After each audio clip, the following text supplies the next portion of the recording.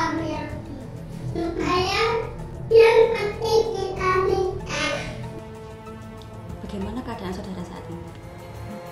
Bingung nggak? Aku hanya aku coba mempertahankan mahkotaku.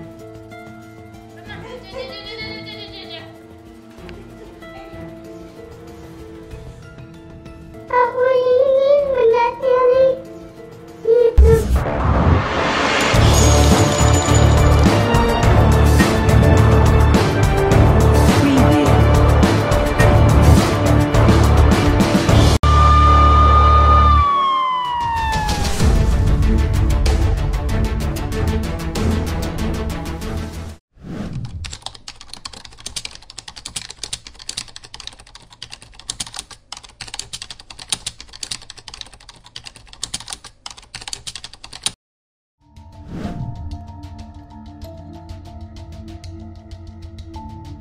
Saat datang kepada kami, korban terlihat tatapannya kosong, seperti depresi berat, menyerah, tidak ada harapan, stres, di mana saat diwawancarai pun korban terlihat banyak menangis.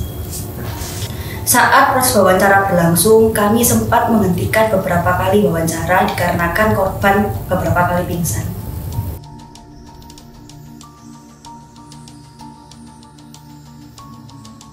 Dalam percakapan di telepon dengan tim kami, pelaku mengakui perbuatannya dan pelaku mengakui apabila klien kami masih perawan. Lebih mirisnya lagi, pelaku mengatakan apabila perbuatannya bukan kesalahan yang besar.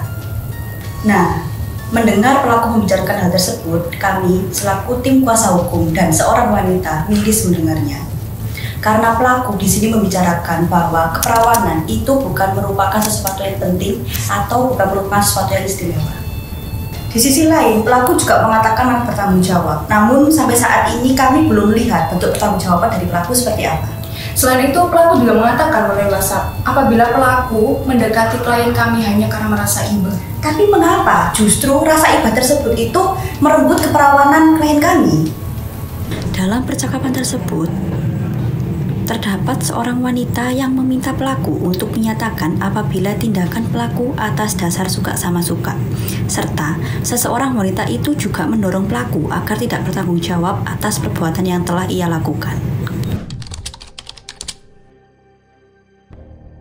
Awalnya aku ini melalui aplikasi Jujur Aliten. Itu Jujur Aliten yang 12-nya aku membayar Jujur Aliten. Kalau dia yang tua itu mencet saya. Bagaimana respon saudara ketika diajak perkenalan oleh pelaku? Awalnya saya tidak begitu merespon karena saya mau mencari informasi terhadap melalui sosial media. Dan ketika melihat sosial medianya, saya merasa luluh karena di sosial medianya hanya berisi tentang ayat-ayat iman Tuhan dan adanya penggalangan donasi terhadap bayi yang membutuhkan donasi. Untuk pertama kalinya, siapa yang mengajak saudara untuk bertemu secara langsung? Yang pertama kali yang mengajak pertemuan itu pelaku. Dia awalnya minta gantian untuk bertemu di luar. Lalu saya memiliki ide untuk pertemuan awalnya di tempat rame dan saya juga sangat hafal dengan lokasi tersebut. Dan saya memilih untuk bertemu di Bake di daerah Pantai Mentari Kenjeran. Saat itu saya membawa kendaraan sendiri. Setelah itu saya meminta nomor WhatsApp saya dan saya memberikan dan percakapan berlanjut melalui WhatsApp. atas perkenalan tersebut. Bisa diceritakan bagaimana awalnya keperawanan saudara bisa diambil oleh pelaku? Ya, dalam hati saya nangis. Tepatnya pada bulan Maret, saya diajak oleh untuk bertemu dan makan bersama lontong kupang di PTN Jalan. Kemudian saya dijemput oleh di rumah menggunakan kendaraan mobil milik. Setelah makan saya diajak oleh dalam mobil untuk berbincang-bincang dan pulang ke rumah. Namun ketika perjalanan pulang, menghentikan mobilnya dengan mengatakan akan menggunakan seatbelt di kursi yang saya duduki. Tapi ternyata menarik dua kursi saya sehingga dan jalan kursi saya terdorong ke belakang dan badan saya oleh dalam posisi terlentang. Saat itu langsung naik ke badan saya dan membuka mulut saya. Lalu meraba tubuh saya sampai memasukkan selinga ke alat kelamin saya. Dengan postur tubuh pelaku yang sangat besar, sedangkan saya memiliki postur tubuh yang kecil. Saya tidak bisa melakukan perlawanan, kemudian pelaku melepas celana dalam mengeluarkan alat kelaminnya, dan saya dipaksa untuk mencium alat kelamin pelaku. Setelah itu, pelaku memasukkan alat kelaminnya ke alat kelamin saya. Karena saya tidak bisa berontak, akhirnya saya hanya bisa menangis dan terpaksa mengikuti nafsu besar.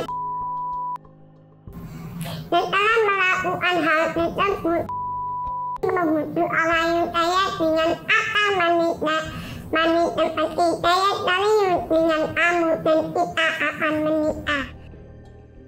Saya berjanji akan bertanggung jawab menikahi kamu. Saya itu sayang sama kamu. Tidak ada wanita yang sempurna selain kamu.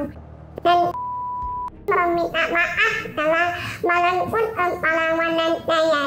Dan juga menyatakan mungkin ini salah satu cara agar mama papa untuk setuju dengan hubungan kita.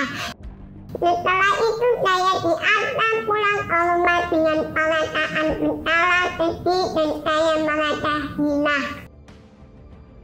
Setelah kejadian tersebut, pelaku selalu memberikan janji kepada saya. Janji manis tersebut sampaikan melalui chat WhatsApp seperti kita akan menikah. Saya janji akan menikahi kamu.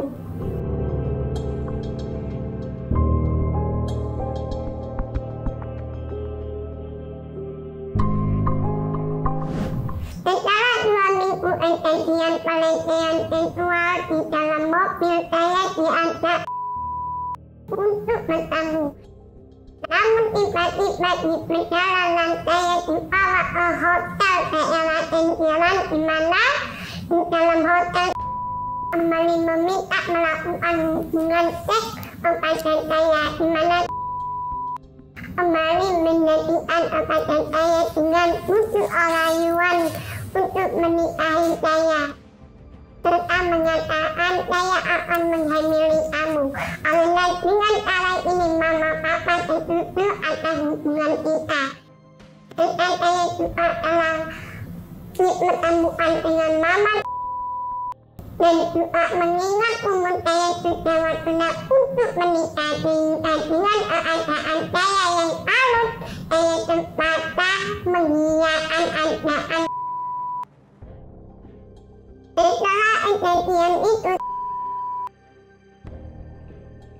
selalu meminta kepada saya untuk bertemu secara langsung, yang mana pertemuan tersebut akan berujung pelaku meminta untuk hubungan secara sepihak. Namun di sini saya selalu menolak mentah-mentah dengan alasan keluar kota.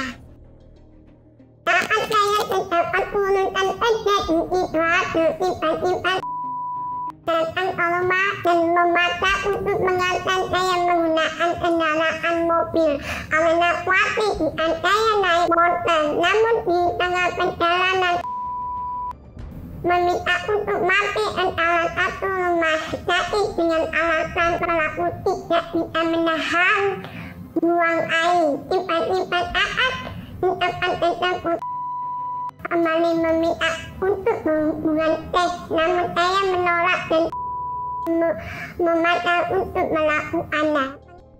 Mengingat saya memiliki tubuh yang kecil sehingga tidak bisa berbuat apa-apa, maka beruntung pelaku menghina payudara saya sampai payudara saya melepuh dan paling.